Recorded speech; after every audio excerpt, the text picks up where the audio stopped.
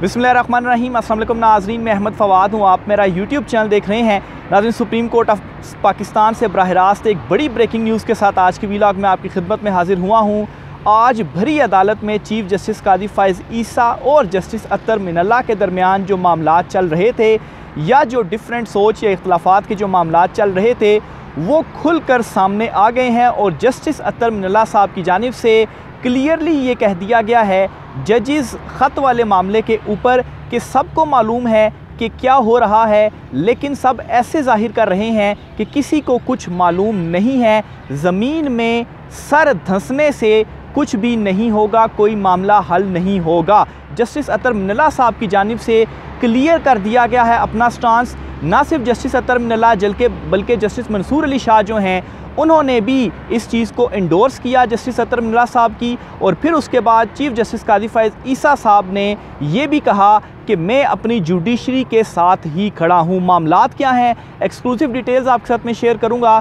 जजिस ख़त वाला जो मामला था, पहली अज़ खुद नोटिस की जो समात है वो आज सुप्रीम कोर्ट ऑफ पाकिस्तान में हुई और समात का जो आगाज़ हुआ, आगाज़ से लेकर तकरीबन जो 80% वक्त था इस समात का, इसमें चीफ जस्टिस कादी फ़ाइज़ ईसा और अटॉर्नी जनरल जो थे वो वजाहतें पेश करते रहे। ख़ास तौर पर जब से ये लेटर वाला मामला सामने आया तब से लेकर आज तक जो डेवलपमेंट्स हुई, यानी कि कमीशन, मुलाकात, फुल कोर्ट, इख्तलाफात, इन सारे मामलों के ऊपर जो वजाहतें थी वो चीफ साहब की जानिब से जारी की जाती रहीं। और जो अटॉर्नी जनरल थे आज उन्होंने क्या काम किया, सिर्फ एक काम किया, वो सिर्फ और सिर्फ चीफ जस्टिस कादी फ़ाइज़ ईसा साहब को जो के हवाले से ये साबित कर रहे थे कि चीफ साहब जो हैं वो बहुत महान हैं। बाकी जो जजेस वाला मामला था, असल जो मुद्दा था वो सिर्फ आप कहें कि आखिरी 10 मिनट के अंदर सिर्फ और सिर्फ उसके ऊपर जो डिस्कशन है वो हुई है। इसकी डिटेल्स क्या हैं ये भी आपके साथ में शेयर करूँगा। सबसे पहले तो नाज़रीन ये आपको बताता चलूँ कि चीफ साहब की जानिब से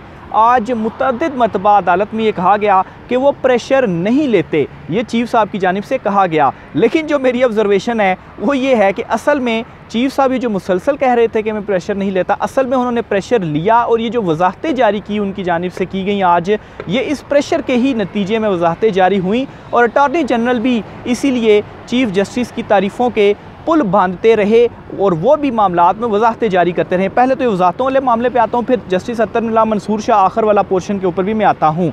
तो आगाज़ में ही नाज़रीन अगर इसको इस मिसाल के साथ कंपेयर किया जाए कि अपना ही रोना धोना जो है वो शुरू कर दिया गया तो ये गलत नहीं होगा, क्योंकि असल मुद्दा तो था जजिस के ख़त वाले मामले के ऊपर, लेकिन अपनी जो वजाहतें थीं वो जारी देना शुरू हुई कोर्ट। अच्छा, इसमें जी सबसे पहले तो चीफ जस्टिस कादी फ़ाइज़ ईसा साहब ने कहा जी कि जो चीज़ें हैं वो पहले से ही मीडिया के ऊपर छप जाती हैं। ज़ाहिर सी बात है, मीडिया के सोर्सेज़ हैं तो मीडिया के ऊपर छपेंगी चीज़ें वगैरह सब। हम सुप्रीम कोर्ट में होते हैं तो हमने जो चीज़ें देखनी हैं, जो चीज़ें हो रही हैं अपने सोर्सेज, जो ख़बरें हैं वो तो हमने देनी ही होती हैं। फिर इसी तरह से उन्होंने कहा जी आगे कि मैं तो कभी किसी पर माफ़ कीजिएगा, मैं तो कभी किसी का जो प्रेशर है, किसी के भी प्रेशर में नहीं आता। फिर उन्होंने कहा जी अब नया काम शुरू हो गया है कि वकील अज़ खुद नोटिस का कहते हैं। और साथ ही उन्होंने वो 300 जो वकील थे उनके उस लेटर के हवाले से भी ज़िक्र किया और उनको भी ये कहा जी कि आप मुंतखब हो जाएं तो फिर उसके बाद आप बेशक जो अपनी बात है वो चलाइएगा। अब इस मामले के ऊपर ये हुआ जी कि ये साफ ज़ाहिर करता है चीफ साहब की ये जो रिमार्क्स हैं कि एक तो वो कहते हैं जी कि मैं प्रेशर नहीं लेता और मीडिया पहले से सब कुछ छाप देता है, और फिर ये कहा जी कि नया सिलसिला शुरू हो गया, हर कोई कहता है अज़ खुद नोटिस लो, और 300 जो वकील हैं वो उठकर तो एक दरख्वास्त दे देते हैं अज़ खुद नोटिस की। तो अगर उनको इस तरह से कुछ करना है तो वो पहले मुंतखब होकर आ जाएँ, फिर जब मुंतखब होंगे तो फिर अपनी मर्ज़ी करें। तो साफ ज़ाहिर है कि चीफ साहब ने वो सारी चीज़ें पहुँची हैं, उन चीज़ों को देखा है, उसके बाद ही चीफ साहब की जानिब से ये जो मामला है ये किया गया, ये जो रिमार्क्स थे वो सामने आए। इसी तरीके से जी जस्टिस रिटायर्ड जिलानी साहब जो हैं उनके हवाले से उन्होंने कहा जी कि जस्टिस रिटायर्ड जिलानी पर तनकीद हुई तो वो चले गए, वो बहुत शरीफ आदमी हैं। तो ये भी उन्होंने एक्सेप्ट किया कि ये जो अज़ खुद नोटिस लेने वाला इन रिमार्क्स के अंदर ये एक्सेप्ट उन्होंने किया कि असखुद नोटिस उसके बाद ही लिया गया, तो ज़ाहिर सी बात है जस्टिस जिलानी साहब गए, उनके ऊपर तनकीद हुई, प्रेशर बना, तब वो गए और फिर उसके बाद कोई ऑप्शन नहीं था, मास हुआ इसके कि असखुद नोटिस लिया जाए। और फिर अदलिया के अंदर से भी जो प्रेशर था जजिस के हवाले से वो भी था, वो उस हवाले से बहुत सारी चीज़ें सामने आईं।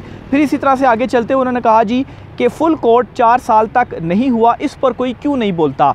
यानी कि जो चीफ साहब की फुल कोर्ट हुई, इस फुल कोर्ट से पहले 4 साल तक, यानी कि गुज़श्ता एतवार में फुल कोर्ट नहीं हुई, लेकिन वकला उसके ऊपर नहीं बोलते। तो क्या प्रेशर नहीं लिया? प्रेशर लिया है, चीज़ें पहुंची हैं। तो इस वजह से वो कह रहे हैं कि आप मेरे ही मामले के ऊपर कह रहे हैं, तनकीद कर रहे हैं कि फुल कोर्ट हुई और उसमें ये हुआ, 4 साल तक फुल कोर्ट इजलास नहीं हुआ, तो उसके ऊपर क्यों कोई जो तनकीद है वो नहीं की गई। अच्छा, फिर जी इसके अलावा आगे चल कर वो कहते हैं जी कि मामले पर हमने फौरी एक्शन किया, मुलाकातें की, कमीशन बनाया, छुप कर मुलाकातें हमने नहीं की और पीएम को ज़्यादा वोट मिले इसलिए हमने उनसे मुलाकात की। अब देखें कि यहाँ पर भी उन्होंने वजाहत जारी की कि पीएम से उन्होंने क्यों मुलाकात की जी, कि वो ज़ाहिर बात है वज़ीर-ए-आज़म है, सरबराह हैं, इसलिए मुलाकात की, उनको ज़्यादा वोट मिले हैं, इसलिए हमने उनसे जो मुलाकात है वो की और छुप कर मुलाकातें नहीं की। हमने कमीशन फिर बनाया और फिर उसके बाद फौरी तौर पर एक्शन लिया। इस्लामाबाद हाई कोर्ट के चीफ जस्टिस और जो दीगर जजेस हैं उनसे हमने मुलाकातें की, तो हमने ये फौरी एक्शन लिया है। जो यानी कि जो हम वीलॉग्स या मीडिया के अंदर या दीगर जो तनकीदें हो रही थी,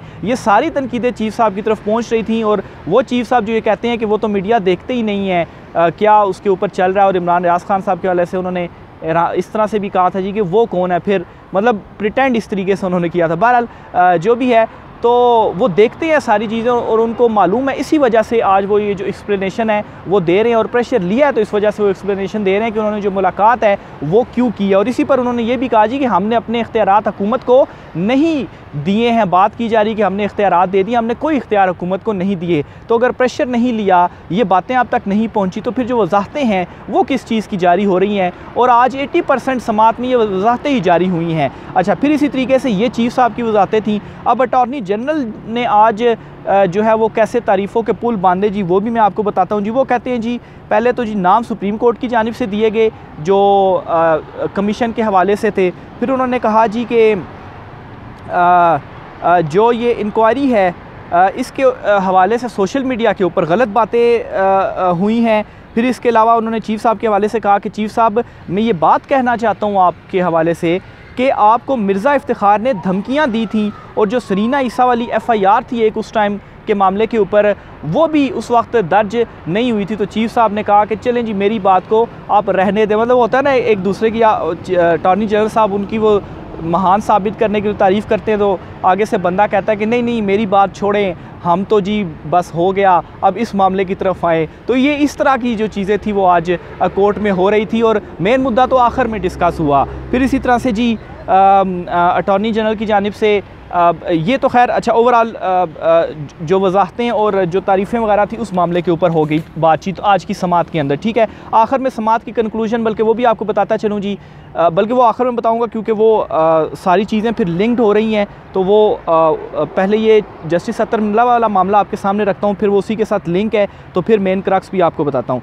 अच्छा जी, अब इस सारे माहौल के दौरान जब ये सारा चीफ साहब और अटॉर्नी जनरल साहब की जो तकरीर और सब कुछ ख़त्म हो गया था, तो फिर उसके बाद क्या हुआ कि जस्टिस अतर मिल्ला साहब जो तकरीबन घंटे से ज़्यादा ये सारी चीज़ें सुनने के बाद उन्होंने फिर वो बोले, जस्टिस मंसूर अली शाह और जस्टिस जमाल मंदोखेल भी जो है वो बोले। जस्टिस अतर मिल्ला ने क्या कहा जी, उन्होंने कहा जी कि अटॉर्नी जनरल साहब, आपने बात की कि चीफ जस्टिस को धमकियाँ देने वाले मिर्ज़ा अफरीदी की मिर्ज़ा इफ्तिखार की। उन्होंने चीफ साहब की तारीफ़ की ना कि आपको उसने धमकियां भी दी थी, सरीना ईसा की उस एक टाइम पे FIR दर्ज नहीं हुई थी।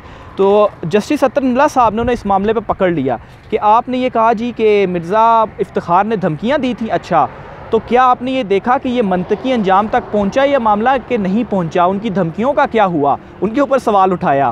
फिर उन्होंने कहा जी, गलतियाँ पहले भी होती रही हैं, अब भी हो रही हैं, लेकिन हमने अपना एहतसाब करके दिखाया है। फिर इस मामले के ऊपर चीफ साहब की जानिब से इंटरप्ट किया गया और चीफ साहब बोले और फिर इस पर जस्टिस अतर मिल्ला साहब ने भी कहा, बल्कि चीफ साहब ने कहा कि मेरे हवाले से बात हो रही है तो मैं बोलना चाहूँगा, लेकिन जस्टिस अतर मिल्ला साहब ने कहा कि मेरी बात मुकम्मल नहीं हुई, मैं अपनी जो बात है पहले मुकम्मल कर लूँ। अच्छा जी, फिर उन्होंने जस्टिस अतर मिल्ला ने कहा जी कि बातें सब करते हैं, काम कोई नहीं करना चाहता। आपकी हुकूमत इस केस को मंतकी अंजाम तक ले गई होती तो आप बात करते, यानी कि ये क्या आप बात जो है वो कर रहे हैं। फिर इसी तरीके से आगे जो है वो जस्टिस अतर मिल्ला चीफ जस्टिस ने कहा कि वो केस मेरे मुतल्लिक है, नहीं चाहता कि तासुर जो है वो दबाव का डाला जाए। तो इस पर जस्टिस अतर मिल्ला ने कहा कि मुझे बात पूरी करने दें। फिर उन्होंने कहा जस्टिस अतर मिल्ला ने, ये दुरुस्त है, सियासी इंजीनियरिंग होती रही और शायद अदालत भी मुलव्वस थी, जजों का ख़त ये बता रहा है, ये सिलसिला आज भी जारी है। और फिर इसी तरह से जस्टिस अतर मिल्ला साहब ने जो सबसे इम्पोर्टेंट इसके ऊपर रिमार्क्स दिए वो ये थे जी कि सबको पता है कि क्या हुआ, लेकिन सब ऐसा जाहिर कर रहे हैं जैसे कुछ नहीं हुआ। ये आप कह सकते हैं कि इनडायरेक्टली उन्होंने सबको ही कहा है, लेकिन इस पर चीफ साहब को भी कहा कि देखें आप इतने सवालात, इतनी सारी चीज़ें वो कर रहे हैं, कमीशन बना दिया तो सबको पता है, लेकिन प्रिटेंड नहीं करना चाहिए कि हमें कुछ भी नहीं पता। और इन चीफ जस्टिस अतर मिल्ला की गुफ्तगू के दौरान चीफ साहब ने उनको टोका और फिर जस्टिस अतर मिल्ला ने कहा मेरी बात जो है वो आप मुकम्मल होने दें। फिर जस्टिस अतर मिल्ला ने अपनी जो बात है वो मुकम्मल की और फिर इस चीज़ को जो जस्टिस मंसूर अली शाह हैं और जस्टिस जमाल मंदोखेल हैं उन्होंने भी एग्री किया। और उन्होंने क्या कहा, उनकी भी जो है वो बातें मैं आपके रिमार्क्स जो मैं आपके सामने रखते हूँ जी। जस्टिस जमाल मंदोखेल ने कहा एक तरीका तो ये है कि मुदाखलत यहाँ रुक जाए और मुस्तकबिल में ना हो। जस्टिस मंसूर अली शाह ने कहा शुतुरमुर्ग की तरह गर्दन ज़मीन में दबा कर नहीं बैठ सकते। तो वही जस्टिस अतर मिल्ला वाले रिमार्क्स को उन्होंने भी यानी कि आगे लेकर वो चले। फिर जस्टिस मंसूर अली शाह ने कहा सिविल जज से सुप्रीम कोर्ट तक इस मामले पर पूरा निज़ाम बनाना होगा। फिर इसके साथ ही अदलिया में मुदाखलत का सिलसिला हमेशा के लिए बंद करना होगा। फिर इसी तरीके से जी 9 मई के हवाले से भी आज इनडायरेक्टली तस्करा हुआ, वो भी मैं आपके सामने रखता हूँ। ये तो अच्छा यहाँ तक मामला हो गया कि जजेस ने एक दूसरे के हवाले से भी जो मामला थे वो क्लियर कर दिए कि उनकी भी क्या जो थिंकिंग है इन रिमार्क्स के अंदर। अच्छा, आपको याद होगा कि जस्टिस जमाल मंदोखेल साहब की सरबराही में एक बेंच था जिसने 9 मई के मुलजिमान को ज़मानत पर रिहाई दे दी थी इसी सुप्रीम कोर्ट से, लेकिन वो ख़बर भी मैं आपको रिपोर्ट कर चुका हूँ। लेकिन बाद में क्या हुआ था कि उनकी जब ज़मानत पर रिहाई हुई तो उन्हें MPO के तहत फिर से गिरफ़्तार कर लिया गया। तो इस पर जस्टिस अतर मिल्ला साहब ने इनडायरेक्टली इसकी तरफ इशारा करते हुए कहा कि एक केस के अंदर क्या हुआ था जी, वो बल्कि एग्जैक्ट जो रिमार्क्स हैं वो भी मैं आपके सामने रखता हूँ। सुप्रीम कोर्ट ने एक केस में ज़मानत दी और इस फैसले को हवा में उड़ा दिया गया। MPA को सहारा लेकर अदालती फ़ैसलों की खिलाफ वर्जियाँ हुकूमत कर रही है और उसमें क्या हुआ जी कि उनकी दोबारा जो गिरफ़्तारी थी वो कर दी गई। तो ये भी सवाल जस्टिस अतर मिल्ला साहब ने इनडायरेक्टली उठा दिया और बता दिया कि जो मामलात हैं वो किस तरीके से इंटरफेयर हो रहे हैं एक किस्म का, ये अतर मिल्ला साहब जस्टिस जो हैं वो कहना चाह रहे थे। और ये ओवरऑल आज की जो समात है वो हुई है और इसमें जो आज तय हुआ है वो क्या है जी, आज को जो है वो कानूनी मारूज़ात के हवाले से चीज़ें तलब की गई हैं कि ये मामला किस तरीके से हल किया जा सकता है, क्या हो सकता है इस बेंच की जानिब से। और चीफ साहब ने आज ये भी क्लियर किया जी कि आइंदा समात पर हो सकता है हम फुल कोर्ट बिठा दें इस मामले के ऊपर। और हमने अभी फुल कोर्ट इस वजह से नहीं बनाई थी क्योंकि जजेस सिर्फ 7 ही अवेलेबल थे, बाकी जो 7 जजेस हैं वो दीगर रजिस्ट्रीज़ में दूसरे शहरों में केसेस की समातें कर रहे हैं और सुप्रीम कोर्ट में सिर्फ 7 ही जजेस थे, तो इसलिए हमने 7 रुकनी बेंच बढ़ा दिया है। लेकिन चूँकि इस मामले के ऊपर भी सवाल उठ रहा था तो इसलिए हम इसको भी क्लियर कर रहे हैं, भी चीफ साहब ने कहा। और फिर मज़ीद उन्होंने कहा जी कि अब आइंदा समात 29 या 30 तारीख तक देखेंगे कि कौन सी तारीख बेहतर है, उस पर हम रखेंगे क्योंकि ईद की छुट्टियां भी हैं। फिर जजेस के शेड्यूल के मुताबिक हम मामलात को तय करके और समात के लिए मुकर्रर करेंगे केस को। और फिर उन्होंने ये भी कहा कि ये जो केस होगा हम रोज़ाना की बुनियाद पर समात इसके ऊपर करेंगे। 29 या 30 कोई डेट जो है वो तय की जाएगी और समात के लिए मुकर्रर होगा ये केस। और हो सकता है कि फुल कोर्ट बने मुशावरत के बाद और फिर रोज़ाना की बुनियाद पर इस केस की जो समात है वो होगी। चीफ साहब ने कहा क्योंकि फिर अगर सारे जजेस बैठ जाएंगे रोज़ाना की बुनियाद पर करेंगे ताकि ये मामला जल्दी से जल्दी हल हो जाए, क्योंकि और भी बहुत सारे मुकदमात हैं। तो ये जी आज की ओवरऑल जो समात का अहवाल है वो मैंने आपके सामने रखा कि क्या क्या जो है वो आज की समात के अंदर होता रहा। 11:30 बजे केस शुरू हुआ, 11:30 के बाद शुरू हुआ और कोई 1:10 1:05 इस तरह से टाइम था। तो 1.5 घंटा आप कह लें इस केस की जो समात थी वो जारी रही। और 1.5 घंटे में यानी कि 90 मिनट होते हैं, तो इसमें से अगर 75 मिनट जो है वो सिर्फ चीफ साहब अटॉर्नी जनरल की तकरीर या वजाहतें जो थी वो होती रही और आखिरी 15 मिनट के अंदर सारा जो मुद्दा था वो तय हुआ। और जो जस्टिस अतर मिल्ला, जस्टिस मंसूर अली शाह की जो चीज़ें सामने रखी और फिर आखिर में जो तय हुआ कि इस तारीख को रखेंगे और ये कानूनी मुआवनत जो है वो आप हमें दें, फिर उसके बाद मामले को हम देखते हैं। तो सिर्फ आखिरी 15 मिनट के अंदर ये सारी चीज़ें जो है वो हुई हैं। तो ये नाज़रीन आज की कुछ तफसीलात थी, राय का इज़हार कीजिएगा। इजाज़त दीजिए, अल्लाह हाफ़िज़।